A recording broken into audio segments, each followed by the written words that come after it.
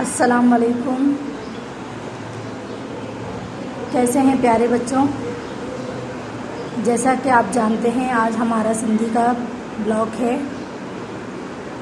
तो आज जो हम सबक की शुरुआत करेंगे वो है ट्रैफिक जा उसूल।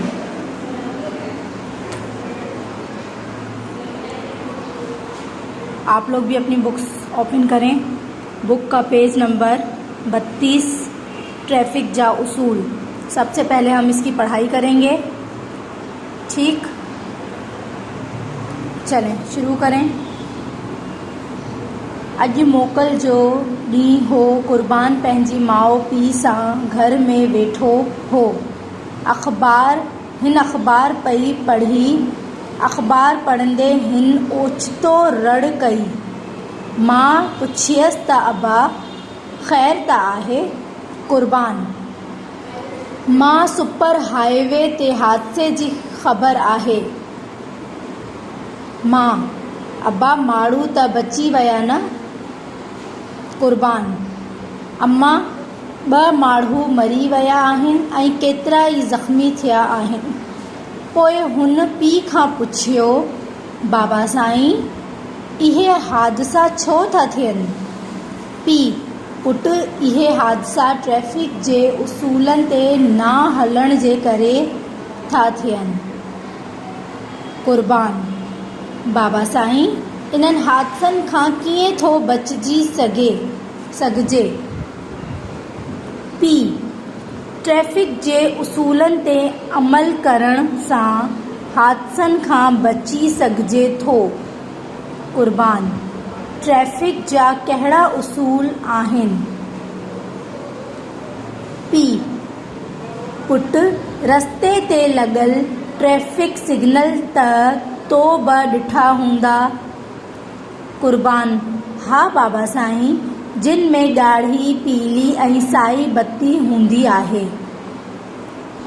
पीउ: हाउ पुट, उहे बत्तियूं ट्रैफ़िक खे कंट्रोल करण जा इशारा हूंदियूं आहिनि। कुर्बान: बाबा साईं, ॻाढ़ी बत्ती जो छा मतिलबु आहे? पीउ: ॻाढ़ी बत्ती जो मतिलबु आहे त गाॾी बीहारे छॾियो, यानी गाड़ी को रोक दो। कुर्बान: बाबा साईं, पीली बत्ती जो छा मतिलबु आहे? पीउ: जेकॾहिं पीली बत्ती ॻाढ़ी बत्ती खां पोइ ॿरंदी त इन जो मतिलबु थींदो त हाणे साई बत्ती ॿरंदी, इन करे गाॾी खे हलण लाइ तयारु रखो। कुर्बान: बाबा साईं, जेकॾहिं पीली बत्ती साई बत्ती खां पोइ ॿरे त पोइ? पीउ: पोइ इन जो मतिलबु थींदो त हाणे ॻाढ़ी बत्ती ॿरंदी, इन करे गाॾी दड़े करियो। कुर्बान: बाबा साईं, बत्ती जो मतिलबु छा आहे? पीउ: साई बत्ती जो मतिलबु आहे त हाणे गाॾी हलाई वञे। कुर्बान: बाबा साईं, पंधु हलण वारनि लाइ कहिड़ा उसूल आहिनि? पीउ: पंधु हलण वारनि खे फुटपाथ तां हलणु घुरिजे। पंधु मतलब बेटा पैदल चलने वालों के लिए। कुर्बान: बाबा साईं, पंधु हलण वारनि खे रस्तो कीअं पार करणु घुरिजे? पीउ: इन लाइ रस्ते ते पट्टा ठहियल हूंदा आहिनि, जंहिंखे ज़ेब्रा क्रॉसिंग चइबो आहे। पंधु हलण वारनि खे उतां रस्तो पार करणु घुरिजे।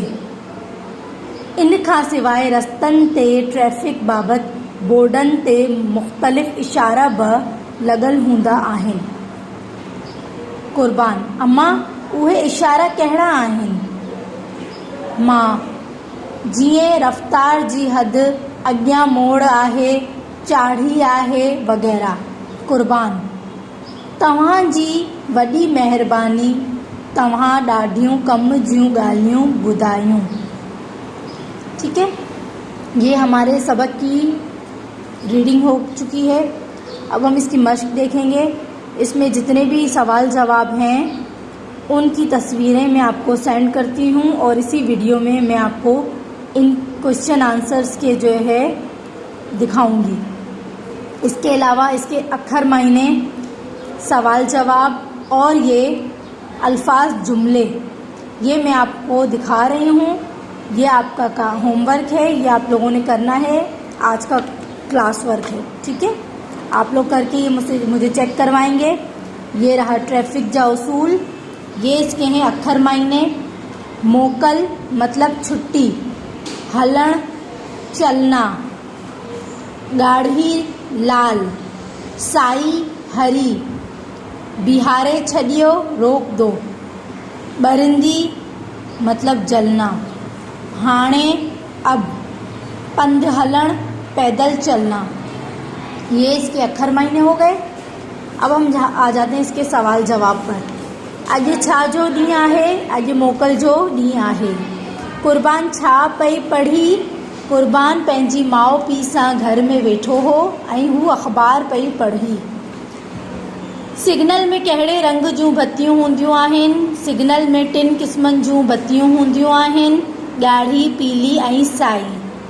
ॻाढ़ी बत्ती छा जो इशारो आहे? ॻाढ़ी बत्ती जो मतिलबु आहे त गाॾी बीहारे छॾियो। दूसरे पेज पे आ जाते हैं। साई बत्ती छा जो इशारो आहे? साई बत्ती जो मतिलबु आहे त हाणे गाॾी हलाई वञे। अब यहाँ पे नीचे जुमले हैं बेटा, मेरे पास यहाँ मैंने यहीं पे जुमले बना दिए हैं अक्षर मायने के। आप लोगों ने जहाँ सवाल जवाब ख़त्म होंगे उसके दूसरे पेज पर जुमले करेंगे, ठीक है। हेठि लफ़्ज़नि खे जुमलनि में कमु आणियो। अखर ये इसके जुमला आहिनि या। नंबर 1 रफ़्तार, घोड़े जी रफ़्तार तेज़ हूंदी आहे।